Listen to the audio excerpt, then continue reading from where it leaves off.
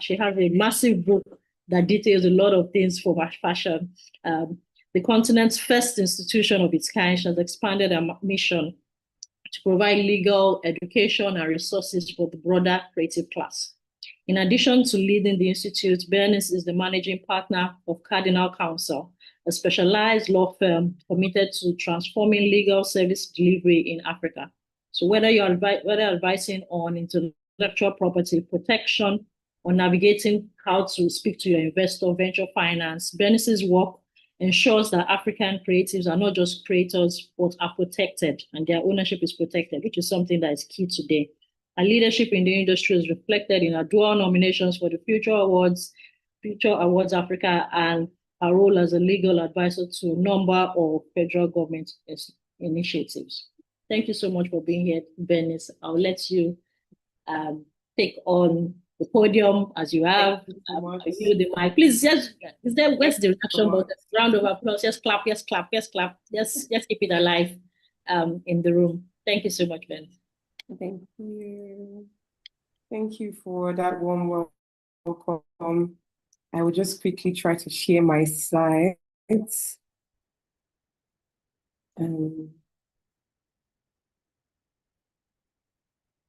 Let's try to very quick.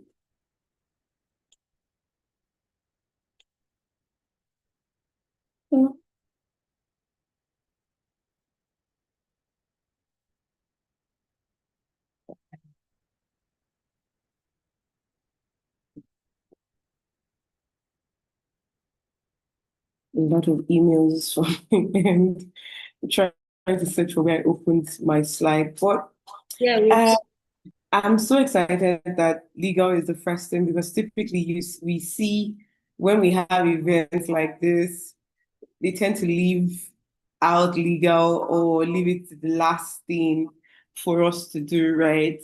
I'm excited that that's, legal is coming first, because really and truly, if you don't get your legals right at the foundational stage, I feel like it's almost like you're building a business where it's a basket and you're pouring water inside it, right? Because the legal structure of your business is where it is going to stand. Everything that you're doing, the money you're investing and things like that. I know a lot of you are very, I want to assume that everyone is active online, and you would see that recent issues, recent call-outs, recent conversation has just really been around the foundation of people's business and how that, interests are being protected. People are founders are losing their businesses, customers are complaining. Everything just borders on the law, really, and how businesses are navigating those various rights. So yeah, today I was charged with the sole responsibility of talking about building a creative business model that scales a lawyer's perspective. So just like the introduction, I'm the founder of Fashion Law Institute and Cardinal Counsel. We basically represent creatives and entrepreneurs in the creative economy.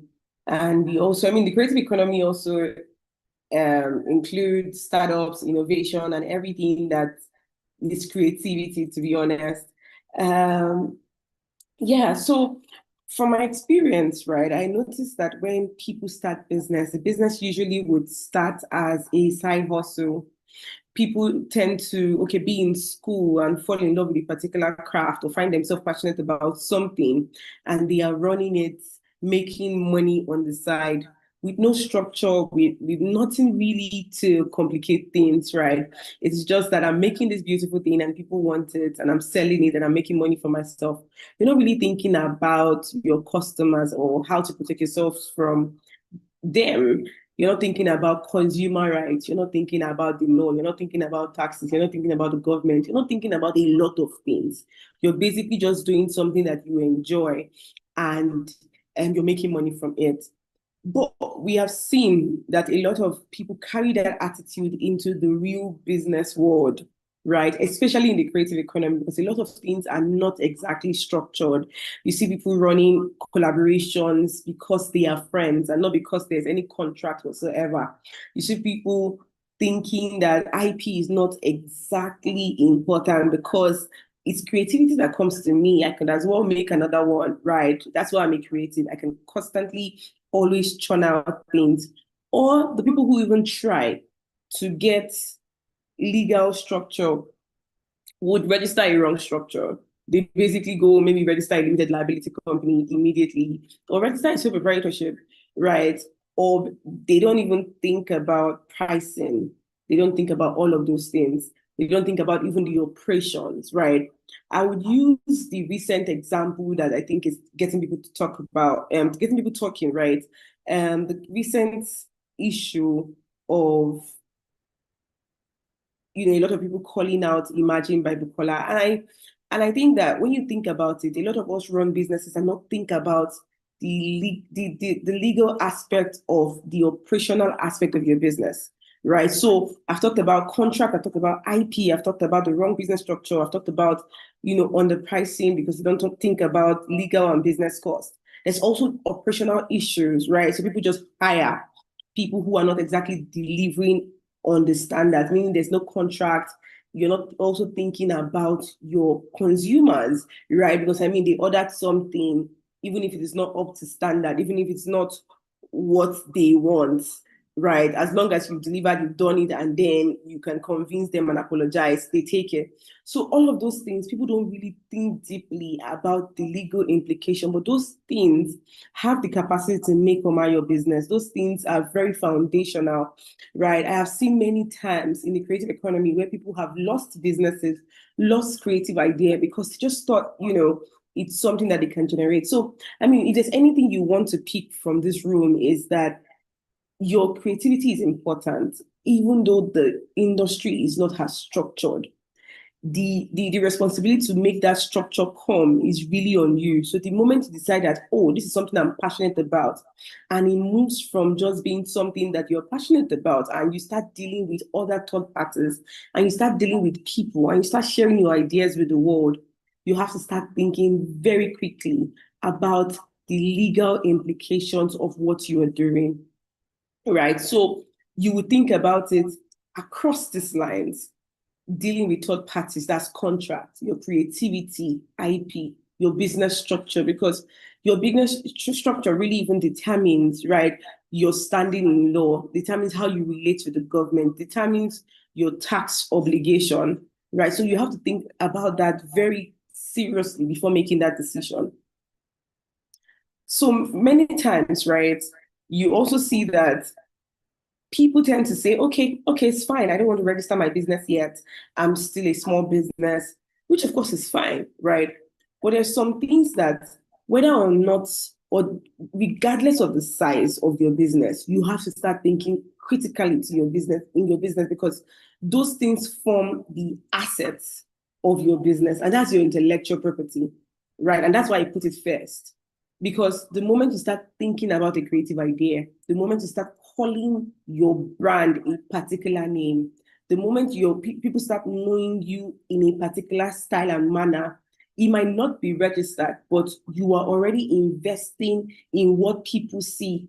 Those things that you're putting your investment in has to be protected, right? So imagine that you start a business, right, whether it is unregistered, and maybe the name is called Bernice, and people know you by that thing, and you keep investing your money, your finances, like your time and your energy into building that thing, that skill.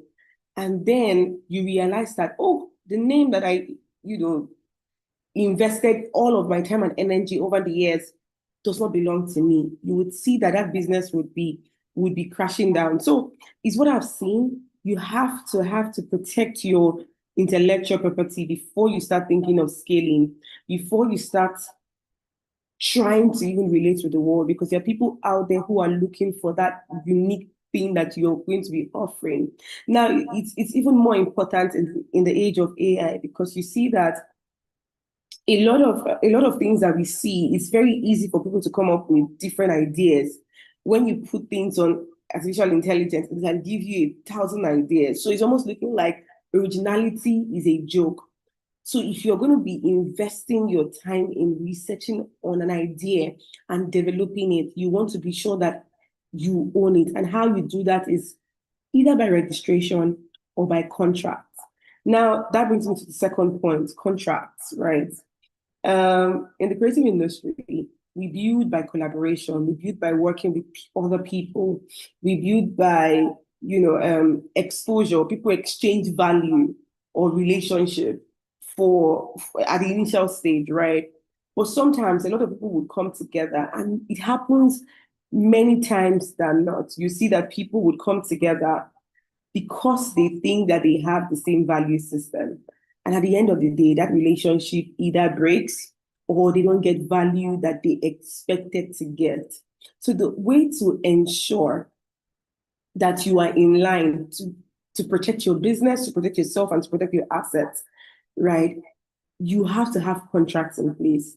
Many times I see that certain people, when they enter into this collaboration and they do not put those contracts in place, you see that they start having issues about who owns what, whose contribution is coming first. Sometimes you even get frustrated because in your mind you're telling yourself that, oh, I started this business with, or we started this thing together. However, I am the one putting all of the work.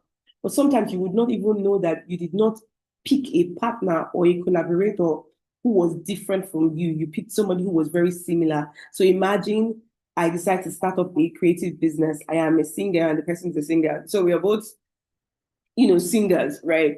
So there's no exchange of value because we both hold the same skill sets. So who is going to sell? Who is going to market? Who is going to do the other technical work? It's a different thing when one person is a manager and the other person is a singer. I'm just using all of this hypothetically, but you will see that if you had a contract in place, if you stipulated certain terms and said, oh, what value are you bringing to the table? Or maybe we have similar skills, but what can you do more? What can you contribute?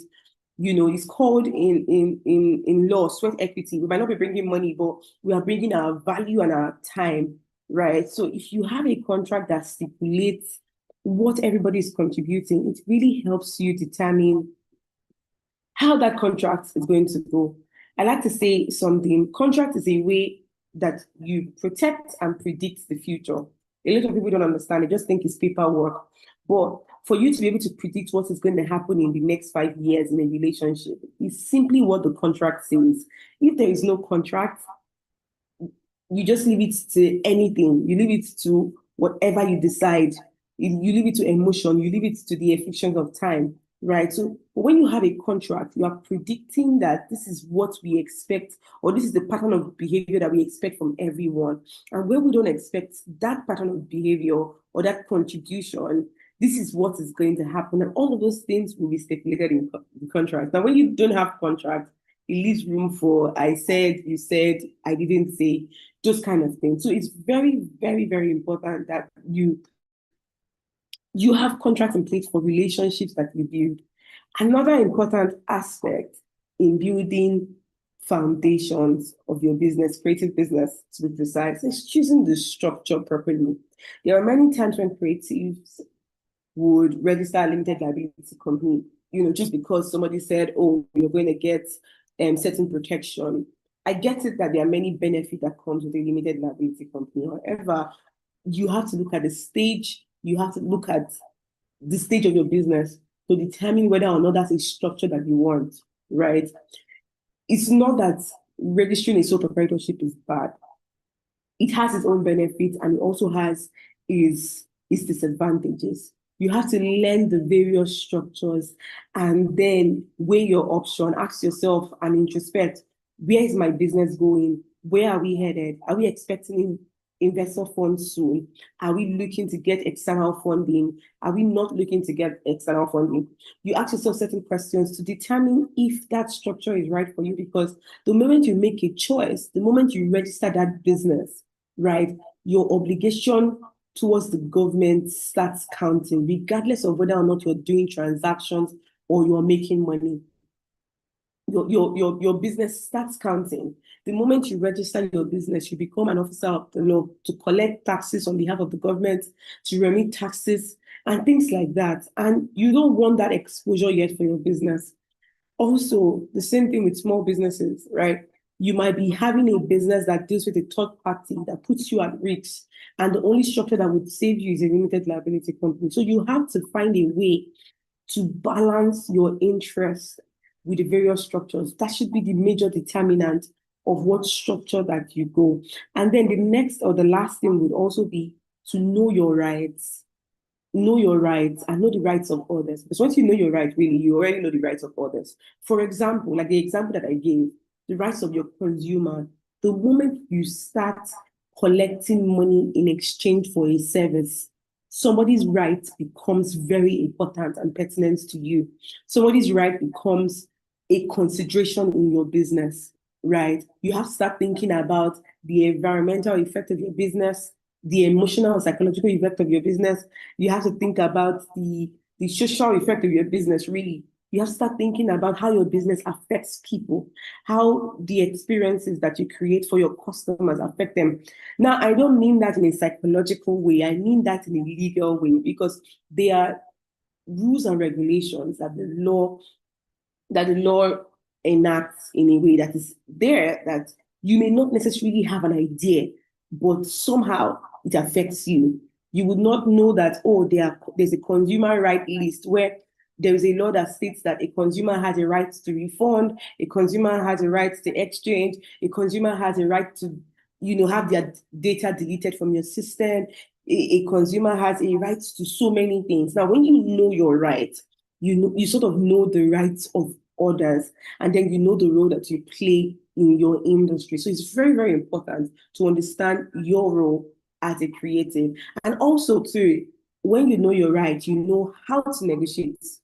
You understand that you have value, even though your business is not registered or blown up. And you would know that certain things that I am not exactly protecting, and this also has to do with your intellectual property, right? Certain things that I'm not protecting, certain things that I'm taking for granted is important.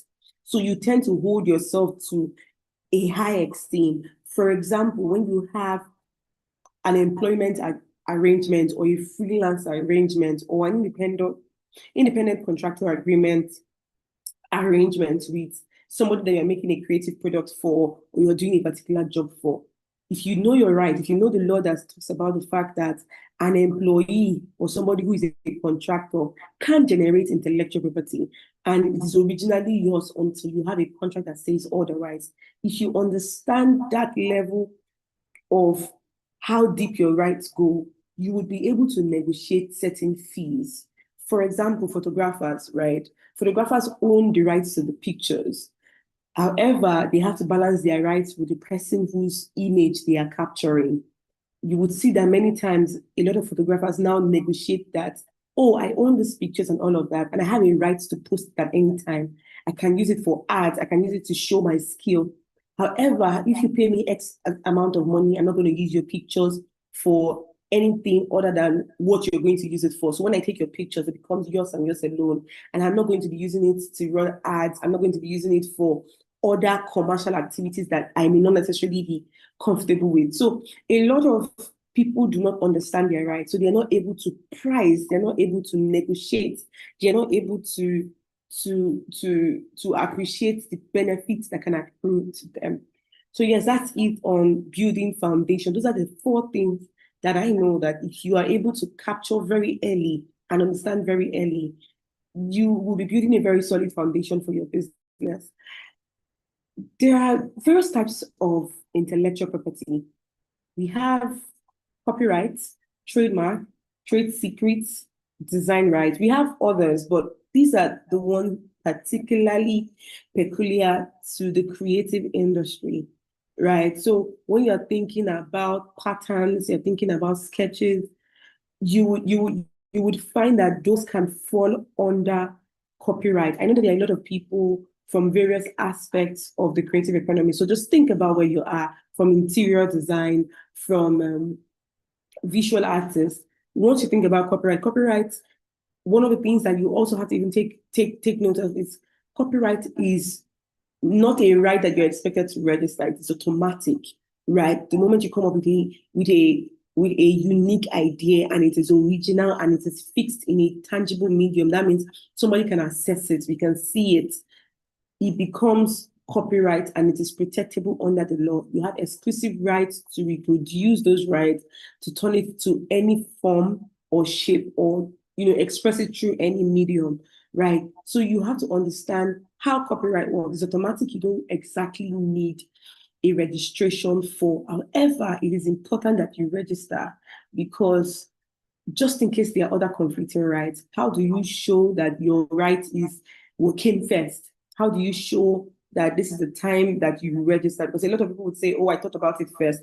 I thought about it first. But how do you prove? Your registration really helps you to prove ownership. It also helps you, get damages in court, right? So it's important for you to register. However, the absence of registration doesn't mean the absence of copyright, unlike other rights where you have to register for you to say, I have those rights. So copyright is very, very peculiar.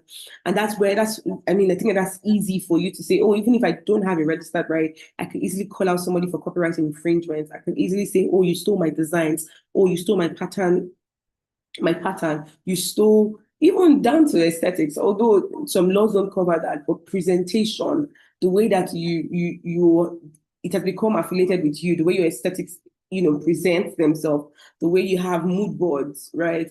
The way you have sketches, illustrations, those things can enjoy copyright. Even your AI generated products, although there are different laws that even governs AI generated intellectual property, in Nigeria, obviously, and other African countries, right? Your AI generated product obviously doesn't belong to the AI, because the law does not recognize machine having rights to create until when the law, changes. Most likely humans can claim depending on their output or their honesty. However, you would see that even though that people can claim, there is still an expectation of disclosure as to your AI use in generating certain things. We have trademark. Trademark is, according to me, right, and a lot of other professionals would say, trademark is the most important right that you have there. Why? Because you're building a business, you're building a brand, and people know you for that, right? So it's almost like a trading name, a mark that you use to trade, a mark that you popularize. It's like your name, your birth name. Nobody can take it away from you. Everything that I am, everything that I will achieve will be under my name and my surname, obviously. So your trademark is that name that is peculiar to your business, that shows that a particular product emanates from you, from your business, from your brand. That's why sometimes you see a lot of arguments as to, oh, that bag is not that bag is not of high quality, or ever it has a designer logo on it, right? It has a designer brand on it or affiliated with it. People pay a lot for a brand that they want to be affiliated with. So your brand name is very, very important. Your brand name is value. Your brand name it's very important to your business. I see it, and I mention this a lot because a lot of businesses who are like, they can have almost 50,000 followers on Instagram, and be shocked that they don't even have a registered trademark, right?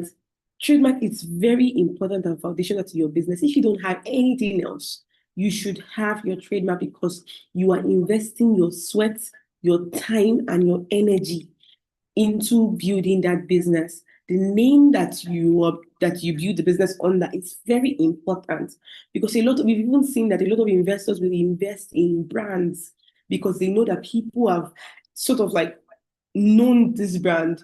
So it's almost like, oh, I know you, and whatever you sell, I'm probably going to buy because it's of high quality, or it's because it's good, right? That's why you see that a lot of brands diversify into different products. You see a lot of lifestyle and fashion brand would sell makeup, we sell cars, we'll have hotels, we'll have different things, all because their trademark can sell. They have a bankable and a commercially viable trademark. So the trademark is very important. And I think it is even one of the most expensive to get total registration for, because there are a lot of trademark principles that you have to know. And one is, trademark is very territorial, in that the trademark that you register here in Nigeria, the one that you register here in Nigeria, it's not protected in South Africa. It's not protected in Uganda. It's not protected in Ghana, except, of course, the country is party to some African treaties or groups that have come together to make it easy. Maybe in East Africa, where you have certain bodies that regulate their trademark, or the English-speaking part of Africa, the French-speaking part of Africa, they have the methods of registrations, right? But typically, trademark is largely territorial. So you have to register in different countries for you to be protected there.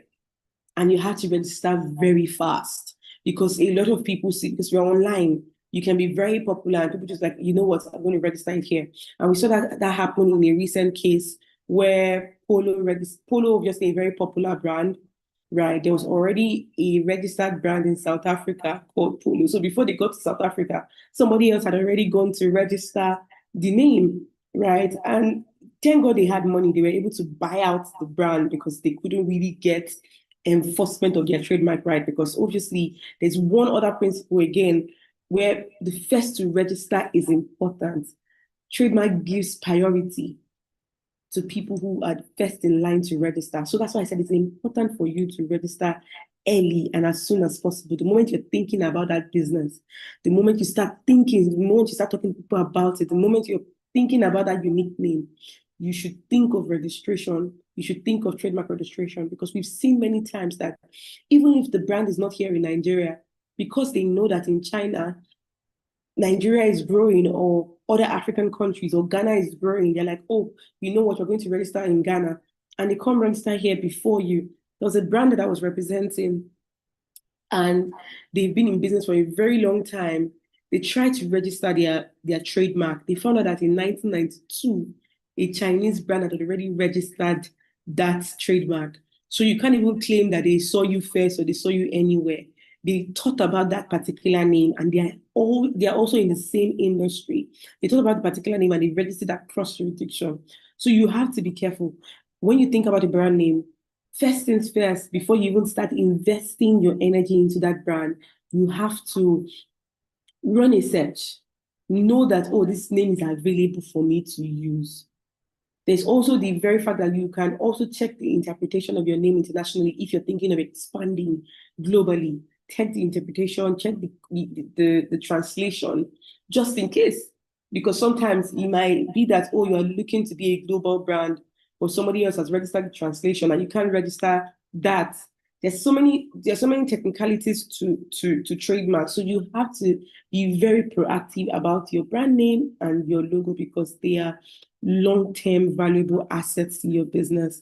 There's also design rights for people who are in fashion, for people who are in the furniture industry, people who are in the design industry, the people who are designing products, plates, chairs. You know, over the course of last year, I think there was a surge in people creating beautiful, beautiful art pieces. Those things can be registered under, design, industrial design. So if you know that you have a design product or a product that you've come up with, then you can make multiple of those products and you'll be selling it in mass, you should register for an industrial design right. Also very, very important. A lot of people downplay the importance of it. If you go to the market, if you buy any product that is registered, most of these products are registered, but you don't know, you would see a registration number on it. If you buy a plate, for example, you would think that, oh, anybody can just copy that design of the plate. But when you turn to the back of the plate, you would see, oh, there is a mark there, or there's a number 005777. You would see that it has a design right. So as much as plates, cups, spoons that you design, those things, chairs, drums, bucket, whatever it is that is creative and that's capable of industrial multiplication, you can decide to trademark that. There's also trade secrets. A lot of people do not pay attention to trade secret a lot. In fact, sometimes I go on TikTok and I see people sharing their trade secrets online. Recently, I think that a very interesting one was people talking about wholesalers, the fight between wholesalers and retailers, and everybody just fighting. And I think that emanates from the very fact that people do not understand what trade secrets really is. Trade secret is what gives you competitive advantage over somebody else. A lot of people tend to think, oh, I want to be a good person. I will just let anybody know who my suppliers are. And I'm just wondering, like, what guarantees you from constantly making money is the very fact that you can protect those information, where you make your product, your manufacturers, your processes, your clients. Those things may not look like things that can be kept secret, but it should be, because they are the things that gives you a competitive edge over the other person wanting to do similar. In fact, people don't even know they want to do the business until you start sharing your supplier and they're like, where are you making it? Let me go and find out where you're making it. And that's one of the dangers of the issues that we are having now with people going to China, sharing their experience and things like that, because we see that, nothing is secret anymore, right? Creatives can't own certain things exclusively because we now share everything. So these things are you're not a bad person for keeping all of this information safe, even down to the employees. Now we see we're in the era of employee generated content where everybody makes their employee create content. There's nothing bad with that, but you are supposed to understand the risks of exposing your employees to the public. It means that they are going to be exposed to poaching. You're practically showing your competitors you can hire these people. If I'm making a very beautiful dress and I have a very solid team behind me and I'm constantly using them, obviously, right? People would find out that, oh, this person works for you. Oh, I can get a higher salary. I can give them a higher salary, and they would leave. So you have to be very aware of the risks that exist in participating in all these trends, because they also form your confidential information, they form your trade secrets, and you don't want that to go without knowing. So I gave examples of things that can be trademarked, your name, your logo, the visual appearances of the product that you create under industrial design, your patterns, your artworks, they can all be protected. The shapes of those things can also be protected. Yeah. So yes, I think you need to have all of these things in place. And then the second point that I gave was contracts. Contracts that are a way to predict and protect the future, right? And there are many contracts that you're supposed to have as a business. But you should remember that this contract should have intellectual property protection clause, because you're in the creative economy. Everybody believes that they are special. Everybody believes that they are generating one creative idea or the other. So you need to have a lot of IP clauses in your contract. You're supposed to also have cancellation policy. You're supposed to have confidentiality clause or agreements. You're supposed to have client agreement with your clients. There are clauses called disparagement. So when people call you out, you can actually preclude people from doing that, as long as you know that you're going to do things right. You can stop people from dragging you online because you have contracts in place, right? There will be mechanism for them to seek a redress of issues that they have. You give people opportunity to explore ADR before they run to the public or before they run to the court, right? There are also clauses on deposit, because sometimes people don't want to pay you full, they want to pay you half, they want to pay you on contingencies. You should have those things documented. There was a recent issue of a designer too, calling out a client calling out a designer brand that they thought that the product that they created for them was exclusively to their brand or exclusive for their brand or something, and they didn't think that the person was going to replicate it for others. So you have to have client agreements so that the client is not mistaken, that the very fact that they are paying a very huge amount of money does not guarantee exclusivity, does not mean that it's going to be only them that will own those products. You have to have contracts and terms in place. Your businesses have to have policies. WhatsApp is not a contract. I know people who run their business on WhatsApp, right? And to be honest, it's very hard to move from WhatsApp. Even as a lawyer, a lot of clients still want to deal on WhatsApp. A lot of conversations still happen on WhatsApp. But how do you sort of form a contract from those conversations? How do you still keep certain terms in view? You have to communicate those things to your client. They have to be documented somewhere that they know and they are aware of it, so that they cannot claim that they never knew. Now, contract is important, obviously, because of legal protection. Like I've said, financial security, you want to be paid. You don't want your money hanging for no reason. You don't want someone to say that, oh, I'm going to reject this goods because it's not up to standard. Meanwhile, that is the exact thing that the scope of work said that we should deliver on. And also professionalism. A lot of people prefer to work with people who have structures in place. The moment they perceive that there's no structure, they tend to want to say, oh, I'm not going to deal with you, right? So you need to have contracts in place that guarantee and protect your business. So for business structures, I already mentioned things there, right? Think about it. The sole trader registration or a sole proprietor registration is you saying, oh, I'm just going to register a business to have a separate account, because you can't have a corporate account without registering a business, regardless of the structure. So you register a sole trader, you can register a partnership, you can also register a limited liability company. But like I said before, you have to look at the stage and state of your business and what you want to achieve, what your future vision is, and then make those decisions accordingly.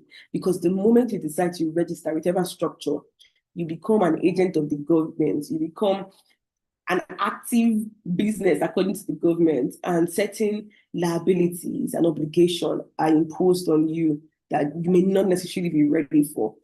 It is also very key to register your business because finances, money is the lifeblood of that business. If you're not able to separate business funds from your personal fund, you've not yet started your business. Really, it takes some businesses 5 years to even say, oh, this money is for the business, this money is for the founder.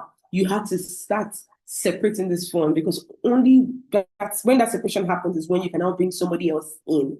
The moment you are the one, like everything, your life is tied and dependent on the business account, everything else, it's difficult to be transparent. It's difficult to apply for funds. When they tell you to bring your bank statement, you are embarrassed because you know that you have, like, I mean, people really, they can really see your lifestyle. I think there's even a funny saying that says that when you look at somebody's financial statement, you can actually tell the states, you can tell their habits, you can tell what they like, you can see where their money goes into. So you have to start trying to sever yourself from your business. You have to build structure. And the first way is separating yourself. Because even the structure, even though when people talk about structure, they're talking about operations. The only way that your business operations can run effectively is if you have money. If you have money to employ people, if you have money to guarantee salaries. And the only way you can even do that is if you have separate funds from your business and you've been able to build profitability that you can track. So, and you can track that from obviously your finance that is available and things like that. So it's very important for you to have structure in place, right? Before you start even thinking of having SOPs and things like that, because only somebody who has their money right that will be thinking about those things. So what's happening with creativity right now? We are seeing a lot of design piracy. We are seeing a lot of exploitation. We're seeing a lot of copying. We're seeing a lot of unpaid invoice. Many times you're like, oh, I did a particular work and the client said this money is not enough. We're seeing that, the person is saying, oh, I paid you and that's what we agreed. But then they're like, oh, you didn't deliver on the deliverable. The job scope is not what you delivered on, because now you can't even determine the job scope because you did not document it, right? We're seeing people copy people. We are seeing people, take Nigerian designs, fashion, artwork, different fabric, textile design, different things, and go to China to bring it, here. You see people pirating African culture, right? So a lot of things are happening, and you have to be very proactive. You have to be very proactive in protecting your business. Now, how do you avoid all of the common pitfall that I've mentioned, right? This is a summary of everything that I've been saying. Have contracts in place that have very clear terms. Be specific. Avoid vague terms. Avoid saying, some people would even have contract, but the contract doesn't even say anything, and it does not even address the issues. So be clear about what you want out of a partnership and have contracts that states it very clearly and states your expectation, the conditions, and the terms. there's also obviously the very fact that people don't even have contracts in the first place. So have contracts, put it in writing. When you are employing somebody, write their job description down, send them an employment agreement. Because once you don't even have all these agreements in place, you allow the discretion of the courts, you allow the discretion of the law. For example, when you don't have an employment agreement with your employees as a creative, right? You know that they can just up and leave. They can decide to leave without giving you notice. And there's nothing that you can do. The law says that when somebody has worked for you for, maybe less than 3 months or 6 months, they can give you 1 week notice and that's fine. But if you have a contract, you can demand that an employee gives you 3 months notice so you have enough time to prepare. You can demand that they give you 1 month notice so that you have time to prepare and then they can, wrap up the work that they are doing and you can find somebody within that period to fill in, them. Just imagine you're working on a project and a very key employee decides to resign and there's nobody to step into the shoes. So you have to be thinking about what the implications of the law says so that you can circumvent it to your interest. The law allows you to circumvent, I said of course it's illegal, but it allows you to circumvent your own interest, to protect your own interest rather, and choose what you want. But you can only choose what you want if you have a contract in writing. The law respects contract, respects what you enter into as long as it's not illegal. Yeah, and then there's also the very fact that people tend to think about lawyers last. They tend to say, "Oh no, I can figure it out. I don't want legal advice." So there are many ways, right? There are many things that happen. Yes, ChatGPT can generate whatever, but there are laws. There's what they call case law. So there are general principles of law, but there are case laws. There are other types of ways that lawyers find around certain principles. So you tend to want to say, "Oh yes, I want to register a limited liability company." And a lawyer will tell you, yes, you can register that because they understand the implication, they understand the benefits more than the risks involved. So you need a lawyer's advice. You need someone to overlook certain contracts. You need someone to draft those contracts. You need someone to help you negotiate, to help you put pen to paper what your intentions are, and they would help you draft and protect you. I mean, a very sound lawyer should help you draft contracts that protects your business in a way that it is explicit, right? And they also help you emphasize because they've been dealing with all of these issues many times, so they help prepare you for a lot. Now, people would say, "Oh, we just want simple contract." The truth about it is that when you want to even protect yourself, there are so many terms and clauses that you have to put in that the contract cannot even be small, cannot even be short, because there are certain things that if you go for a very simple contract, the law will say, "Oh, you didn't talk about a particular issue, so well, we can now determine that for you." So it's important that you have a lawyer overlook certain things and get legal guardians on the transactions or collaborations that you have. I will be wrapping up very soon and open up for questions. So yes, I think this is just a summary of everything that I've said. Yeah, your business name, registering with CAC or registering with the corporate affairs does not equals to brand protection. You need a trademark. You need to register with the intellectual property office of your country for you to get exclusive right to it. A lot of people tend to think that when I have a registered business name, that's sufficient. That is not sufficient, right? Yeah, you have to think about succession plan. You have to think about, the way that your business is structured. You don't think of legal help. You don't think of legal help only when your business is big. As small as it is, you can get guidance, right? So yeah, in all of the things that I have said, right, I listed out some important plans so that I've said a lot of things. Now, if you have a business, what do you want to take out from here? What should you do? I think registering your business name, regardless of the structure, is very urgent for you to do. That should be something that you have on your to-do list. Register your business because that's the very easy way to build structure. And the very bottom level structure is separation of your finances, right? And only a registered business can give you a corporate account. And obviously, once you register your business, you open a business account. Many times, people would register their business, and 5 years after, they will come and ask me, "Oh, I want to open an account now." I'm like, "What have you been doing since?" So you registered a business and you just left the document there. The moment you register a business, you should be opening an account almost immediately. Then there's also the very fact that you document all your original designs with dates. Make sure you're keeping records. Make sure you are documenting those things. Because I promise you, when you have a very serious litigation, IP litigation, and somebody is accusing you of brand name theft, somebody's accusing you of copying, you want to show that you have your records straight. You want to show that when you say, oh, I'm the first person to do XYZ, it dates back to the dates that you said, right? The reason I would say that our institution was established in 2021 was because we have records to show that we were established in 2021. We have evidence to show that we had activities in 2021.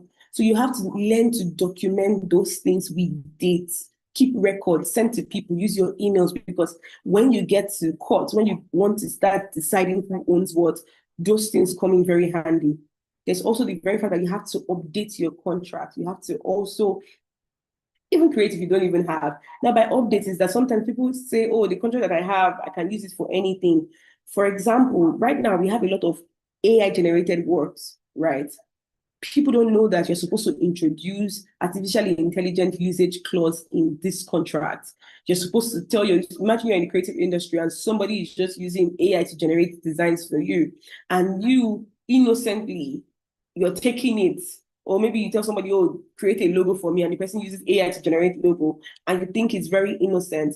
And then you forget that AI is also scraping somebody else's data online to create that for you. So you might be existing somewhere in Australia or something like that. And then they will now say, oh, they're coming for you because you did not know. So you have to be able to tell people that you are making a creative work for me. You are not going to use AI. Or if you're going to use AI, you have to disclose the extent to which you use AI. So those things have to be in your contract, especially in the creative industry where people are dependent on your creativity. You have to be sure that the people that you're working with, the people who you're subcontracting this work with, are disclosing their AI usage. So in that client contract, you should have permission even to use AI to work.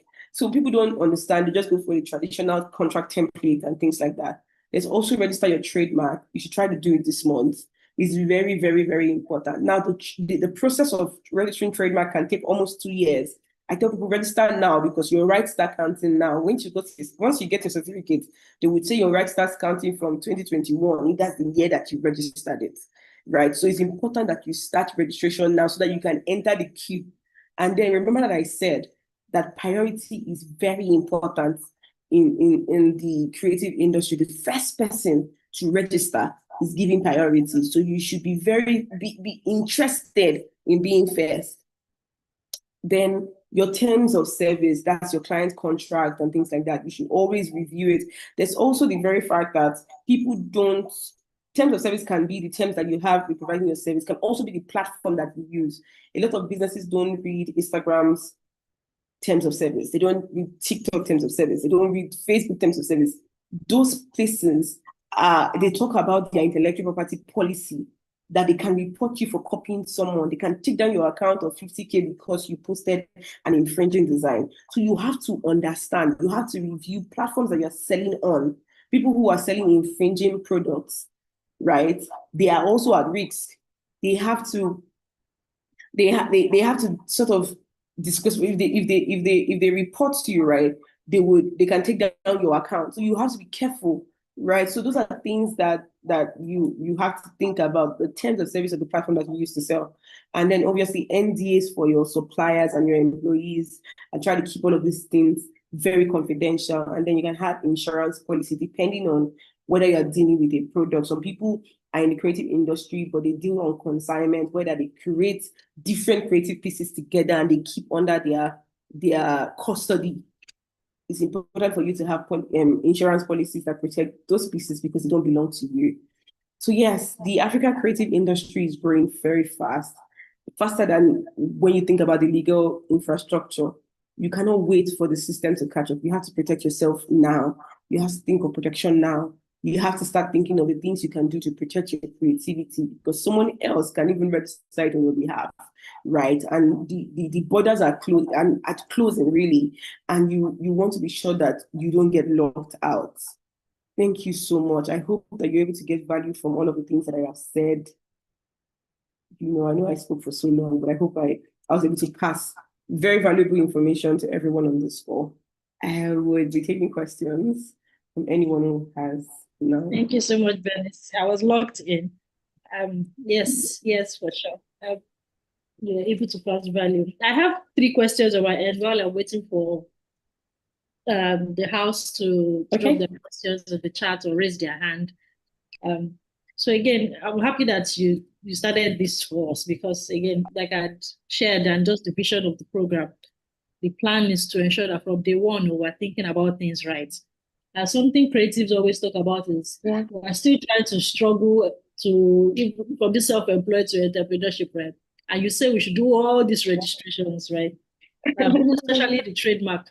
So again, it would be helpful if you can give like a range, especially the trademark, which is quite key to creatives, right? Their design and everything. And given that you said it takes as long as 2 years, right? So you need to be on the queue. What kind of cost should they be working with? That's the first question. Is there a range? So cost for trademark, right? So depending, you should have a budget of 150 to 200. Now it would typically cover all of the stages. So there are 5 stages in trademark registration. There's the search stage, there's the acknowledgement stage, there's the acceptance stage, there's the publication and the certificates. Right. So a lot of people will say, oh, I know somebody who has done it very cheap, but all they get is their search, acknowledgement, and acceptance. The main work is during the publication and certificates because it takes time and people forget. I've been to the trademark registry many times and you see there's a very big room of folders. And if you know how that archiving works, you're just like, where is my work in all of these things? So you need people to help search, you need people to help with publication. It's still a largely manual process.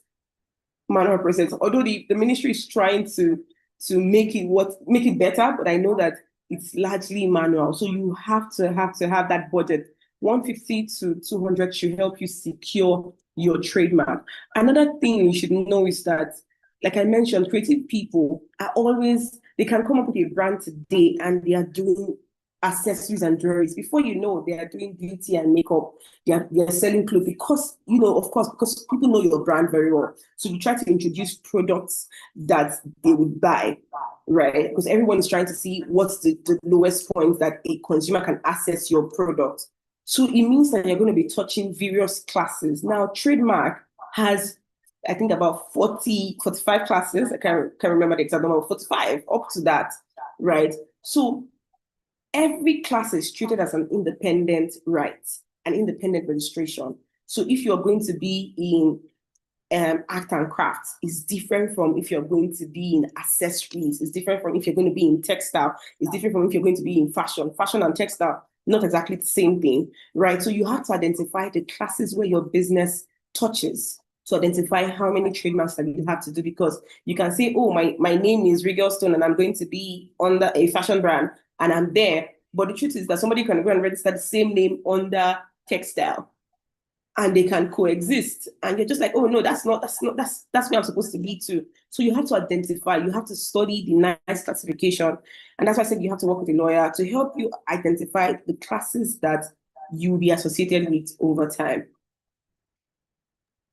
Thank you so much for that, Ben. It's very instructive for me. As we build Regal Stone and just again add on different other services that we plan to. Very instructive. Something you said last as you were closing on the AI design protection, even when collaborating with people or getting vendors to do stuff for you. Can you just share a bit more?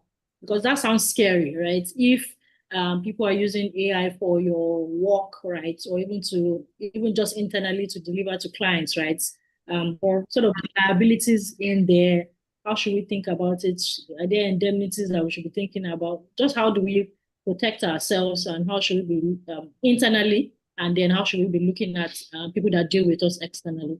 Yes, so externally, right? Because that's going to really determine how you do it internally. Now, depending on the aspect that you work in the creative industry, it can be like I use logo, for example. I'm paying you because of your creativity. I'm expecting you to design a brand, and then you go and give it to AI. So you first have to communicate with your clients and let them know that, oh, I'm going to use an AI tool, or this is the extent to which we use our AI tool. Maybe you're not using it to even do the work. Maybe you're just using it to just brainstorm ideas, right? But you have to disclose those things so that they are aware.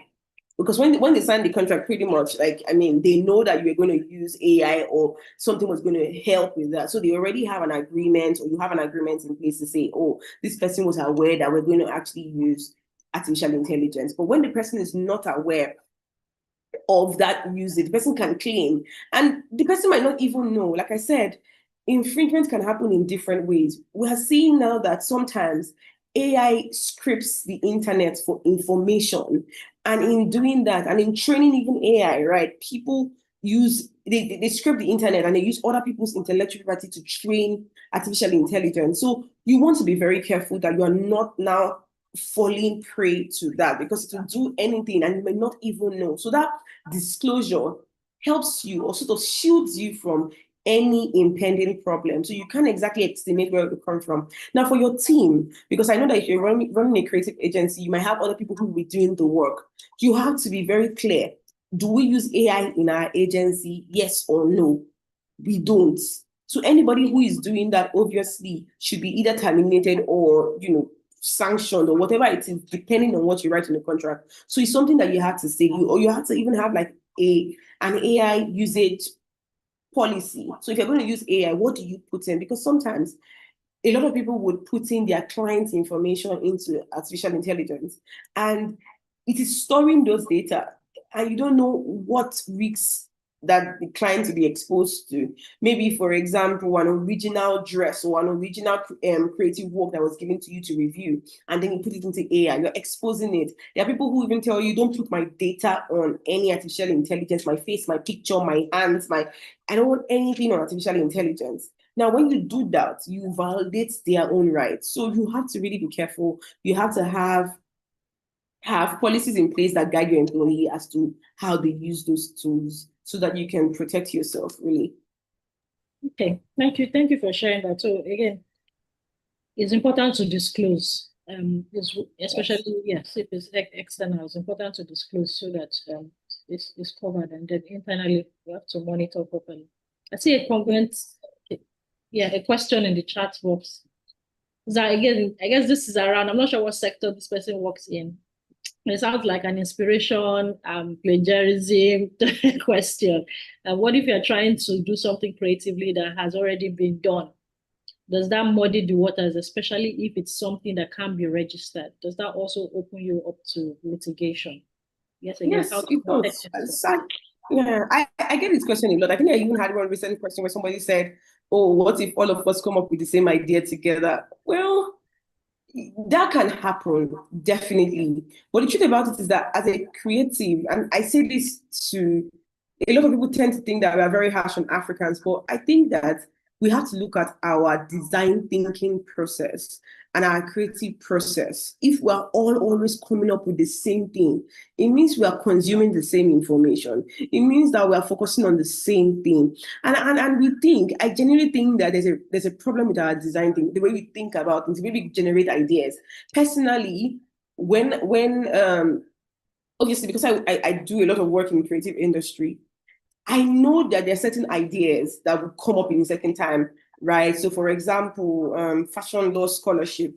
Anybody who is a fashion professional should know that there is a need for fashion law scholarship because we don't have it. So that's automatically a problem. So what that means is that a lot of professionals will be creating solutions to solve that problem. What that means is that you have to be very, very, very careful, because the likelihood of you guys coming up with almost the same programs, the same event, the same everything is very, very, very high. So you have to find a way to introspect and do your research very much. This is not even talking about the legal aspect now. It's something that I know that I have seen in the creative industry. And I'm like, we need to tend to look at the way that we come up with ideas. Are you coming up with those ideas because, oh, AI prompted you? Because even AI can prompt all of us in the same direction because it's talking to us. So it's funny because you can come up with an idea. AI said we should come up with this idea. We should, the other person too is prompted almost the same way. So you have to look at your creative process first before you now conclude that, oh, yes, it's an original idea, but somebody else came up with X, Y, Z. Because I don't believe that the same expression, the same way, yes, we might have the same trends, but the way we express that idea should vary to some extent. Now, when it comes to the law, the threshold for originality in law is very low. Very, very low. A lot of people, I see a lot of people say, oh, something has existed before, you don't expect original.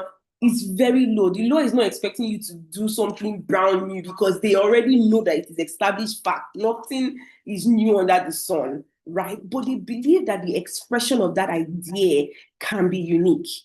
The law believes that the way you express that idea can be unique. They're not expecting you to, again, they're not expecting you to do something very novel. But the expression and presentation is what the law is trying to protect. That's why you have to think clearly on the way that you do stuff. You have to key deep into your creativity. If you see other people trying to do the same thing, you have to find a way to make yours unique. You have to find a way to look at also the existing laws of protection and ask myself, I want to enjoy that protection. How do I come under design? How do I come under IP? I feel like a lot of people create products and not think about the laws that exist to protect them. That's also something. So if you use a plain material to create a particular dress, well, it's going to be the same cut and there might not be any unique flavor. So the law also creates your personal element that you add to it.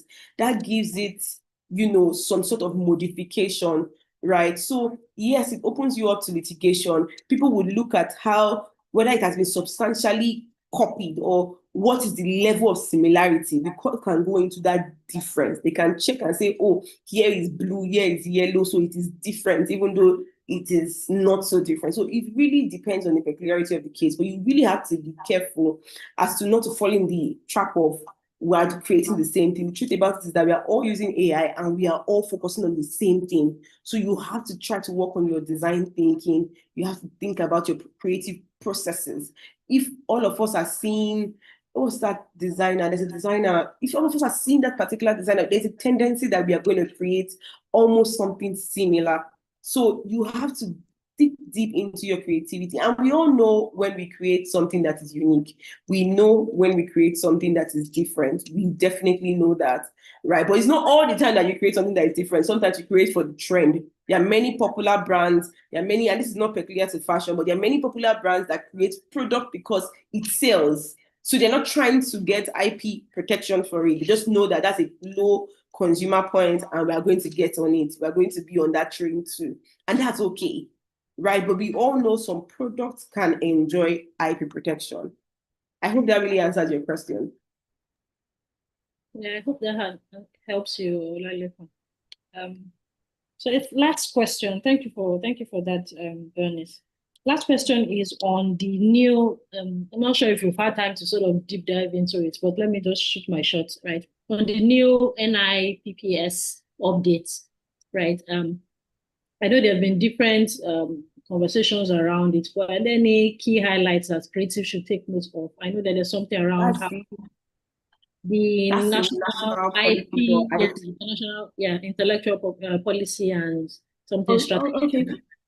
Right. I know. So when policy, I've gone through it, yes, because obviously with the work that we do at the Fashion Law Institute, we are always happy for policy document because it helps us tailor what we are going to be doing in the next year. I think that for us, really, we saw the policy as a validation of the work that we've been doing, right? So I think for us as creative industry, when policy document comes out, it really just shows us where the government is thinking to invest, what the government is thinking about, and what is expected of us. So, example, this particular program that we're having is also in line with the IP policy because you should have conversation about intellectual property. People should be aware of the importance of intellectual property. There should be a lot of programs organized to create IP awareness. I think that as industry stakeholders, because we are used to having this IP conversation, we tend to feel like, oh, it's always over, it's always we're talking about it.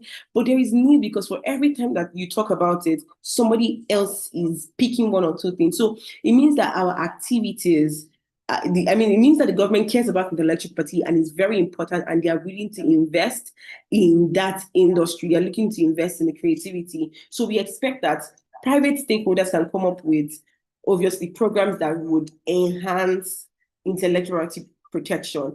Also, they are giving benefits to institutions who will be prioritizing intellectual property. So if they want to invest in intellectual property, they are going to be backed by the government. So it means that the banks can now look at intellectual property as something that they can hold as collateral. It means that brands now can protect their IP, knowing that they can get benefit from the code. The problem that we see is that a lot of people are not enforcing IP. A lot of people are not registering because we are like, oh, what's the benefit? What's the benefit? We haven't really seen real cases. I think that's the problem. Africa really lacks real cases of benefits of IPs. Every time we talk about IPs, we're always talking about, US, we're talking about China, we're talking about Europe, we're looking at it in real time.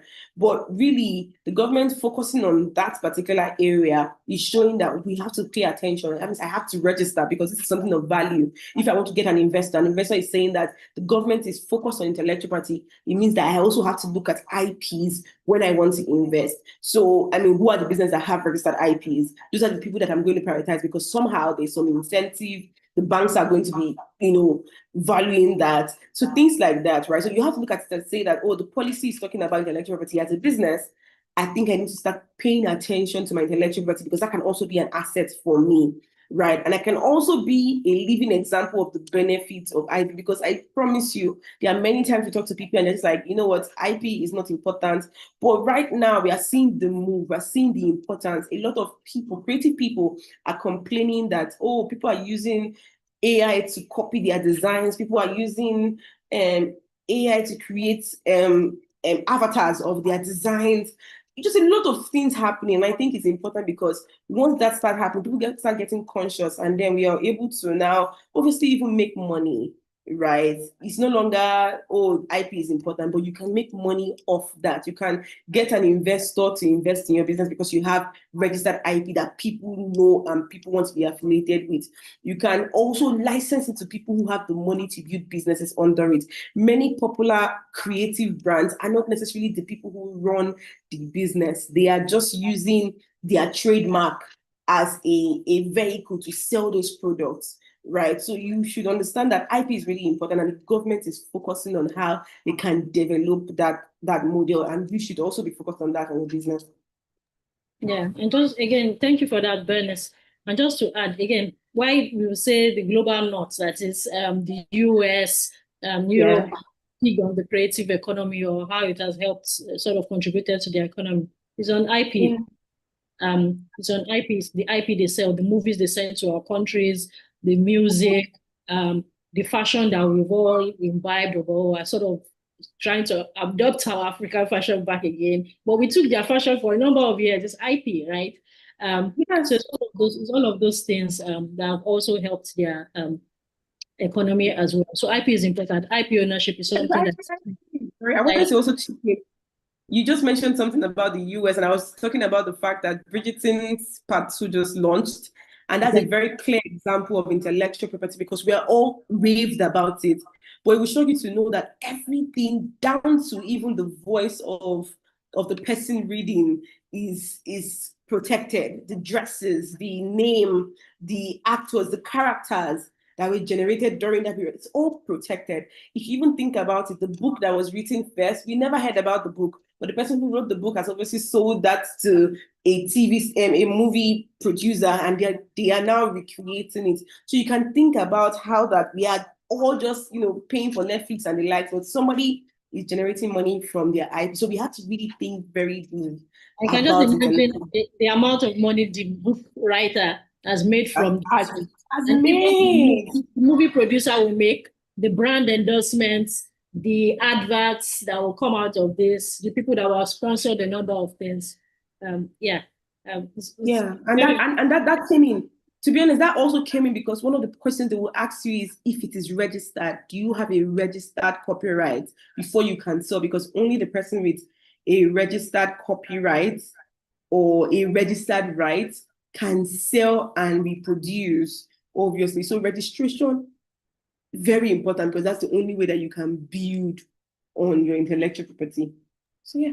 Thank you, Bernice. We have 2 more questions now. Just if you could just merge both quickly. Do I need different versions of terms and conditions for different countries, states, customer types. And the second question is around the checks one can put in the visual and art sector. So you're a fine artist. How do you protect your painting from an IP test?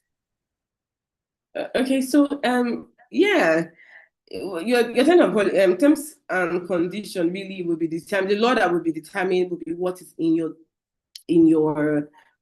terms and condition, basically. So what you decide, even if you're dealing with, if I'm getting that question correct, even if you're dealing with multiple countries, right? The country where you reside, if you state that that's going to be the country that is going to handle all of that's going to govern the transaction, definitely that's the law that's going to bind anybody who comes on your platform to buy from you, right? So everything you don't need multiple, except of course maybe you are particularly tailoring because you are present in that country, but it's usually determined by the country that you register and you operate from, right? So you don't need multiple. More questions. So for the person who talked about art, I think art is one of the part of the creative economy that is protected. In fact, I think that when you talk about IP, it started from the arts, right? So yes, of course, yes, if you can prove that you have a particular painting style and it has been copied, or people can see that this looks like you, definitely you have a right in court. You have a right in court to enforce that.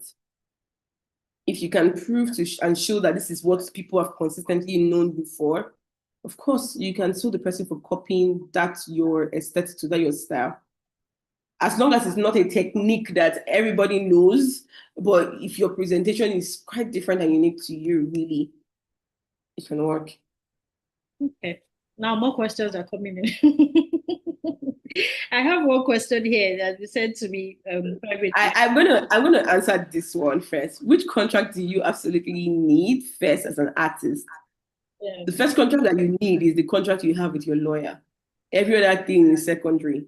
Yes, because that's the person that's going to draft all of this. What contract do you have? A lot of people forget that the contract that you enter with your lawyer is a very important contract, right? So that's the first thing. Get a lawyer, then the lawyer will determine which one will come next, your management contract and all of those other things. But your lawyer is very important, especially as an artist in the entertainment industry. Okay. Hopefully that helps you, Dolapo, because again, lawyer will give you the right advisory to navigate this based on the case-by-case basis. Most likely enough, if she says anything here as the first one, might be different for your scenario, right? So she will need better understanding. But this one is from a graphic designer. So again, graphic design is an interesting space to be in, right? So regarding documenting original designs with dates, what's the best legally defensible way to do this? For graphic design, it can be quite difficult because again, the designs are everywhere, Canva, Figma, just different, you get different templates. What's the legally defensible way to do this in a digital workflow? So it depends on what graphics. For graphics, it typically is trademark, but again, it can still fall under, if it's your design, I don't know what that is really, it can be copyright, but I know that graphic designers trademark because you're designing brands, you're designing presentation, you're designing whatever. It's trademark. But the truth is, a graphic design, the fact that I'm even saying protect, a graphic designer is probably making brands for other people. You're probably designing brands for other people, designing graphics for other people. So typically you're selling it out. So you need to have contracts in place that talks about the fact that the person is buying it out. I mean, this is from a client perspective. Any client that is giving you work to design their brand, it means that they have to own that brand. You need to have a contract that talks about it. But again, if the client is not doing that, where you are going to be looking to protect is your portfolio rights. In that, I designed this brand, but I'm going to use it for my portfolio. I need that right to create my portfolio from. So you need a contract that balances the client's interest and your whatever, but truly for graphic designer, trademark. Thank you so much, Bernice. I think that's all we have. I don't know if you have any closing remarks. And I know that you shared with us, we'll still share with the group a PDF that just details all the to-dos. Yeah. How they should navigate. We'll share it with them. But again, if it's something you just want to speak to quickly, and then the closing remarks. Yeah, I think that the world is moving very, very fast, and a lot of people change their beliefs. People change their ways. The only way that they will probably not change is the contract that they signed, or things that they write in paper that you can hold them accountable for. So all of these things is to say that you should protect your business, register your IP, get into contracts, and let your lawyers review those things. They are very important. Many people have lost their businesses, creative businesses. I'm not even talking about the ones that they do mergers and acquisition, but like proper creative businesses have been lost, all because they did not register IP, they did not register their brand, they did not get contracts in place, they didn't have a lawyer to review their contracts, things like that. So it's very important that you prioritize your legal. Don't leave it behind. It's not the last thing you should do. If you have money for branding, you have money to protect that branding that you've come up with, right? So just really, really protect your brand. Always think, what will I do if I'm an investor looking to obviously acquire my business? What do I have to put in place, right? So yeah, those things you should have at the back. No, in fact, you should have it at the front of your mind, not at the back, but just put it there, so that you are always thinking of ways to do better, thinking of ways to improve your business. So yeah, that's the way I'll leave it at for now. Thank you so much for having me. Thank you. Very practical session, and you gave us great answers to. Thank you so much. Thank you. Thank you, everyone. We'll have these sessions up till over the next 3 weeks. The next one is session is next week. So next week we have split the classes into the different sectors. So on Tuesday we have fashion. On Wednesday we have animation. The plan, and on Thursday we have design, I believe, or visual arts, craft and design.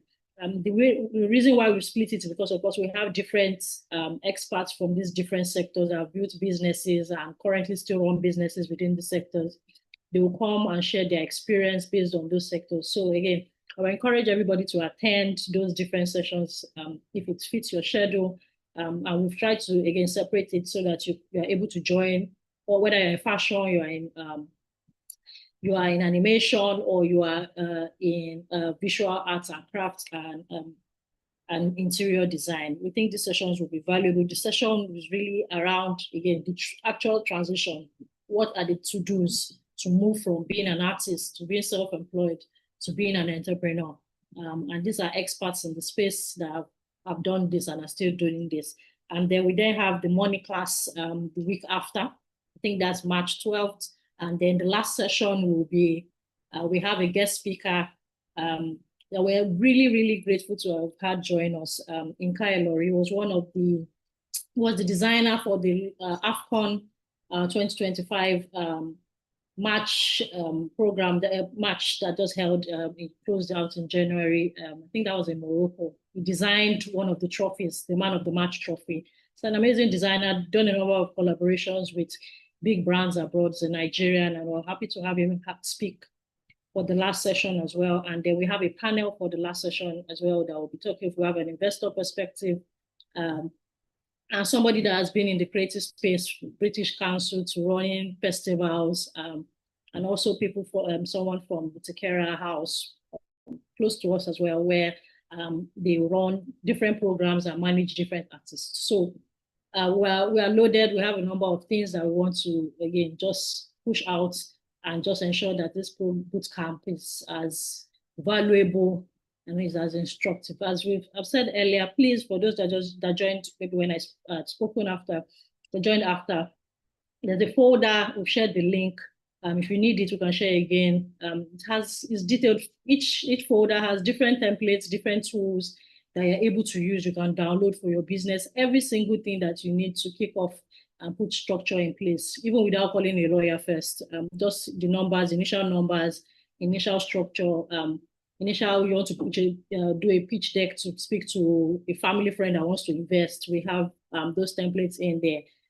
Things you can read as well that will help you in how you sell, how you go to market, how you think about your business. Please use the folder. Very, very useful. Very, very useful. So thank you again. Is there anything I'm missing? We're at 5:30. I'm happy that we're Hopefully you don't have to go above. Okay, this is not showing well on my screen, but yes, I believe this is our link tree. You can register for all these other sessions if you haven't. You can scan the QR code and register, and see you next week. See you next week, Tuesday. I'm excited, and I hope you are. Thank you so much again. Have a wonderful evening. Bye-bye. Bye. Take care. Bye, Bernice. Thank you. Bye.